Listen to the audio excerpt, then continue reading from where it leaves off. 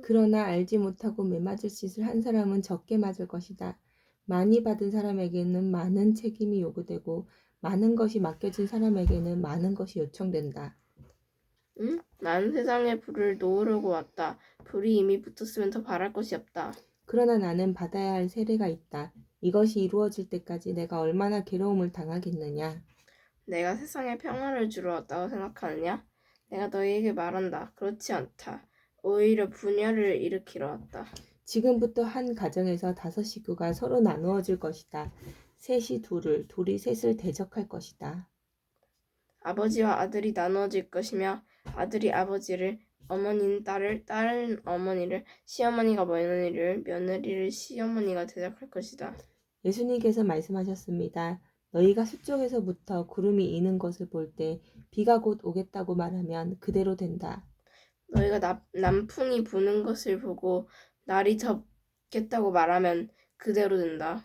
위선자들아, 너희가 땅과 하늘의 날씨는 분별할 줄 알면서 왜 이 시대는 분별할 줄 모르느냐. 어찌하여 너희는 무엇이 옳은지를 스스로 판단하지 못하느냐? 너를 고소하는 사람과 함께 법부로 갈 때에는 너는 도중에 그 사람의 문제를 해결하여라.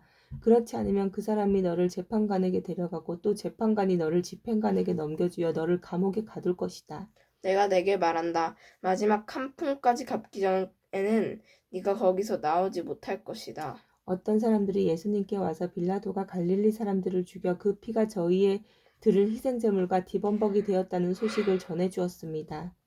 예수님께서는 그들에게 대답하였습니다. 너희는 이 갈릴리 사람이 이런 고난을 당했다고 해서 다른 갈릴리 사람들보다 더 큰 죄인이라고 생각하느냐? 그렇지 않다. 내가 너희에게 말한다. 너희도 회개하지 않으면 이같이 망할 것이다. 또 실로암 탐이 무너져 죽은 18명의 사람들이 예루살렘에서는 다른 모든 사람들보다 악한 죄인이라고 생각하느냐? 그렇지 않다. 내가 너희에게 말한다. 너희도 회개하지 않으면 이와 같이 망할 것이다. 예수님께서 이런 비유를 말씀하셨습니다. 어떤 사람이 무화과나무 한 그루를 자신의 포도밭에 심었다. 그는 이 나무에서 열매를 얻으려고 왔으나 아무것도 찾지 못했다. 그 사람이 포도원을 돌보던 종에게 말했다. 내가 3년 동안 이 무화과 나무에서 열매를 찾았는데 아무도 찾을 수 없었다. 이 나무를 찍어버려라. 무엇 때문에 땅만 차지하게 하느냐. 종이 주인에게 대답했다. 주인님, 올해만 그냥 놔두십시오. 제가 나무 주위에 고랑을 파고 거름을 주겠습니다.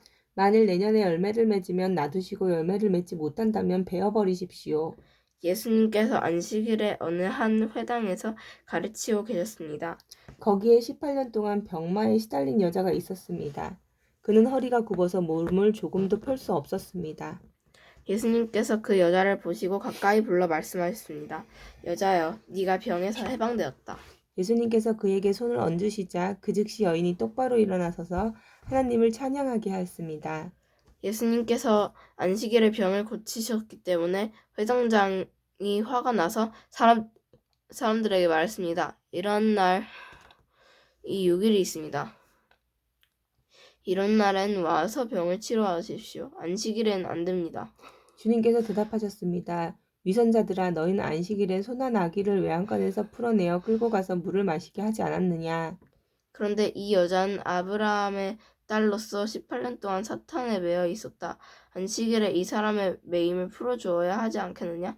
예수님께서 이 말씀을 하시자 예수님을 반대하던 사람들이 모두 부끄러워하였고 모든 사람들은 예수님께서 행하신 영광스러운 일을 보고 기뻐했습니다.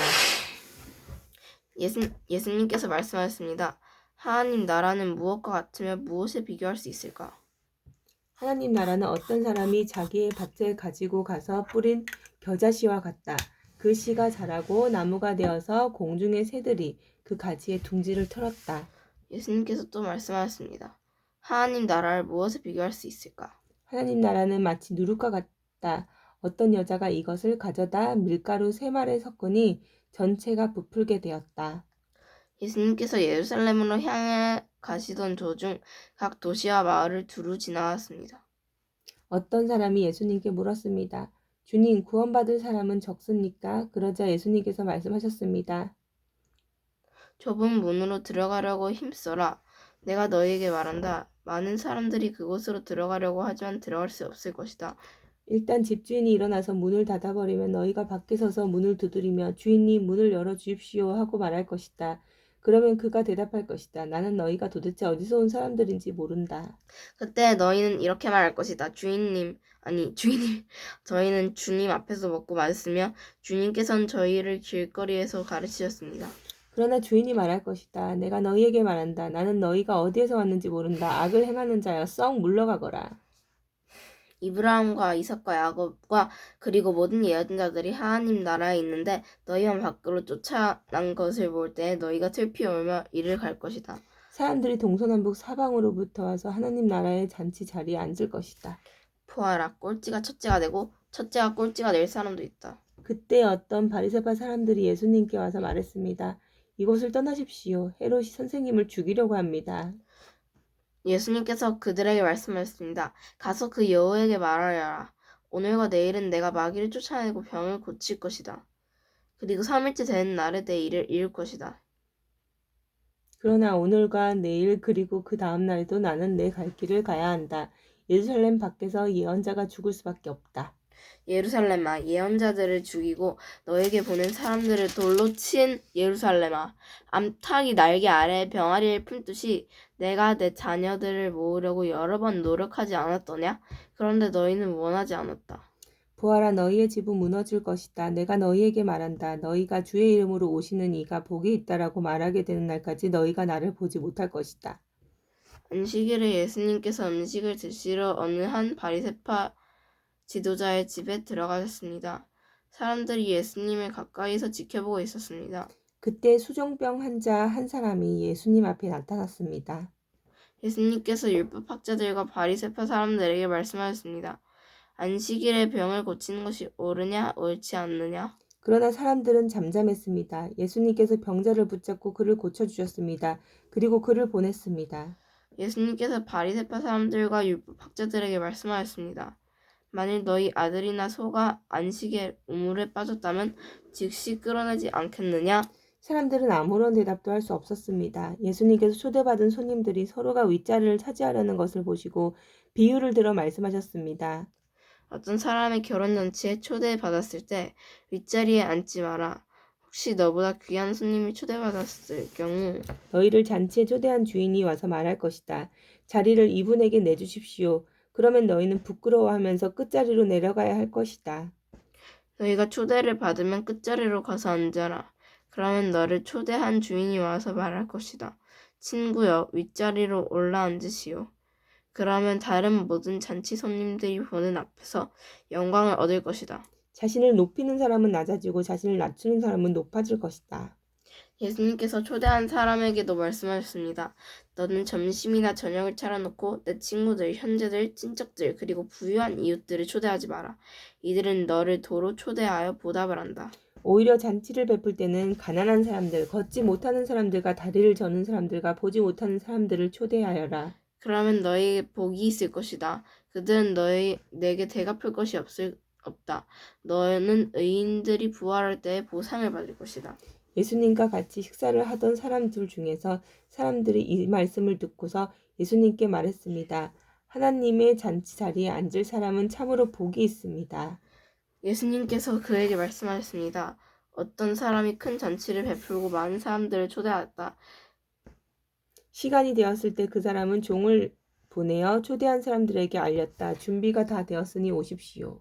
그러나 그들은 모두 한결같이 핑계를 대기 시작했다. 첫 번째 사람이 말했다. 내가 밭을 샀는데 가서 돌러봐야 합니다. 부디 양해해 주십시오. 또 한 사람이 말했다. 나는 소 10마리를 샀는데 이것을 보러 가는 길입니다. 부디 양해해 주십시오. 세 번째 사람이 말했다. 난 지금 장가를 들어서 갈 수가 없습니다. 종이 돌아와서 주인에게 이 사실을 알렸다.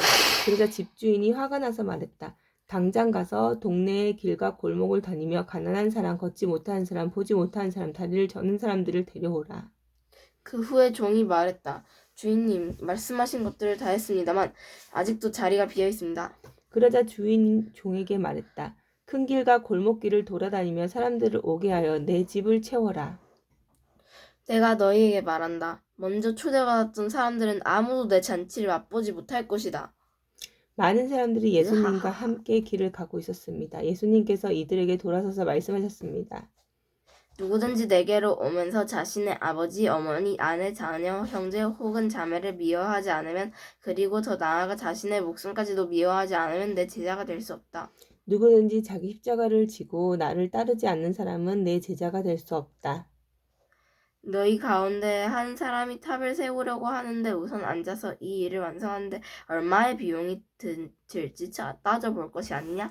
만일 기초공사만 하고 완성할 수 없게 되면 보던 사람들이 모두 너를 비웃기 시작할 것이다. 그리고 이 사람이 공사를 시작만 하고 끝내지는 못했다라고 말할 것이다. 만일 어떤 임금이 다른 왕과 전쟁을 하러 나갈 때 우선 앉아서 10,000명 군사로 20,000명 군사를 이끌고 오는 자를 이길 수 있지 헤아려 보지 않겠느냐? 이길 수 없다면 아직 적군이 멀리 있을 때 특사를 보내어 평화 조약을 제의할 것이다. 이와 같이 너희는 너희 가운데 누구든지 가지고 있는 모든 것을 버리지 않으면 내 제자가 될 수 없다. 소금은 좋은 것이지만 만일 그 맛을 잃어버리면 무엇으로 다시 짠맛을 내겠느냐? 그것은 땅에도 거름에도 아무 쓸모가 없어 밖에 던져질 것이다. 들을 귀가 있는 사람은 들어라. 많은 세리들과 죄인들이 말씀을 들으려고 예수님 가까이 나왔습니다. 바리새파 사람들과 율법학자들이 수군거리기 시작했습니다. 이 사람이 죄인들을 받아들이고 함께 먹기까지 한다. 그러자 예수님께서 그들에게 이 비유를 말씀하셨습니다. 너희 중에 어떤 사람이 양 100마리가 있는데 그 가운데 한 마리를 잃었다고 하자. 그러면 그는 99마리의 양을 들판에 남겨두고 잃은 양을 찾을 때까지 찾아다닐 것이 아니냐? 그리고 양을 찾으면 양을 어깨에 메고 기뻐할 것이다. 집으로 돌아오는 길에 친구들과 이웃을 불러 말할 것이다. 함께 기뻐하자. 잃었던 양을 찾았다. 내가 너희에게 말한다. 하늘에서는 회개할 필요 없는 99명의 의인보다 회개하는 죄인 1명을 두고 더 기뻐할 것이다. 어떤 여자가 10개의 드라크마를 가지고 있다가 하나를 잃어버렸다고 하자. 그러면 등불을 켜고 온 집안을 쓸며 찾을 때까지 자세히 뒤지지 않겠느냐? 그러다 찾으면 친구들과 이웃을 불러 말할 것이다. 나와 함께 기뻐하자. 잃었던 드라크마를 찾았다. 내가 너희에게 말한다. 이처럼 회개하는 죄인 한 사람을 두고 하나님의 천사들이 크게 기뻐할 것이다. 예수님께서 말씀하십니다. 어떤 사람에게 2 아들이 있었다. 그런데 작은 아들이 아버지에게 말했다. 아버지, 제가 받을 몫의 재산을 주십시오. 그러자 아버지는 재산을 2 아들에게 나누어 주었다.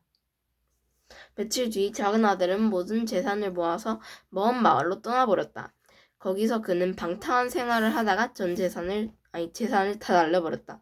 모든 것을 다 써버렸을 때 그 마을에 큰 흉년이 들었다. 그래서 그는 아주 가난하게 되었다. 그는 그 마을에 사는 한 사람에게 가서 더부살이를 하였다. 집 주인은 그를 들판으로 보내어 돼지를 치게 하였다. 그는 돼지가 먹는 쥐엄나무 열매를 먹어 배를 채우고 싶은 마음이 간절했다. 그러나 주는 사람이 없었다. 그제서야 그는 제정신이 들어 말했다. 내 아버지의 품꾼들에게는 양식이 풍족하여 먹고도 남는데 나는 여기서 굶어 죽는구나. 일어나 아버지께 돌아가 말해야겠다. 아버지, 저는 하나님과 아버지 앞에 죄를 지었습니다. 저는 더 이상 아버지의 아들이라고 불릴 자격이 없습니다. 저를 아버지의 품꾼 가운데 하나로 여기십시오. 그 아들은 일어나 아버지에게로 갔다. 그 아들이 아직 먼 거리에 있는데 아버지가 그를 보고 불쌍히 여겨 달려가 아들을 끌어안고 입을 맞추었다. 아들이 아버지에게 말했다. 아버지, 전 하나님과 아버지 앞에 죄를 지었습니다. 전 아버지의 아들이라고 부를 자격이 없습니다. 그러나 아버지는 종들에게 말했다. 서둘러 가장 좋은 옷을 가져와서 아들에게 입혀라. 또 손가락에 반지를 끼워주고 발에 신을 신겨라. 그리고 살찐 소환지를 끌고 와서 잡아라. 우리가 함께 먹고 즐기자. 내 아들이 죽었다가 다시 살아났고 잃어버렸다가 다시 찾았다. 그래서 그들은 함께 즐기기 시작하였다. 그때 큰 아들은 밭에 있었다. 그가 돌아와 집 가까이 다가왔을 때 음악 소리와 춤추는 소리를 들었다. 그는 종 하나를 불러 무슨 일이 있는지 물어보았다. 종이 아우님이 돌아오셨습니다. 무사히 건강하게 아우님이 돌아왔기 때문에 주인 어른께서 살찐 송아지를 잡았습니다. 하고 대답했습니다. 큰아들은 화가 나서 집에 들어가려고 하지 않았다. 그의 아버지가 밖으로 나와 큰아들을 달랬다. 큰아들은 아버지에게 말했다. 보십시오. 저는 수년 동안 아버지를 섬겨왔습니다. 그리고 한 번도 아버지의 명을 어기지 않았습니다. 그런데 아버지께서는 한 번도 저를 위해서 친구들과 즐기라고 염소새끼 한 마리도 주신 일이 없었습니다. 그런데 창녀들과 함께 아버지의 재산을 다 써버린 아들이 집에 돌아오니까 아버지께서는 그를 위해 살찐 송아지를 잡으셨습니다. 아버지가 그에게 말했다. 아들아, 너는 언제나 나와 함께 있었으니 내가 가진 모든 것이 네 것 아니냐? 네 동생은 죽었다가 다시 살아났고 잃었다가 다시 찾았으니 우리가 즐거워하고 기뻐해야 하지 않겠느냐? 아멘.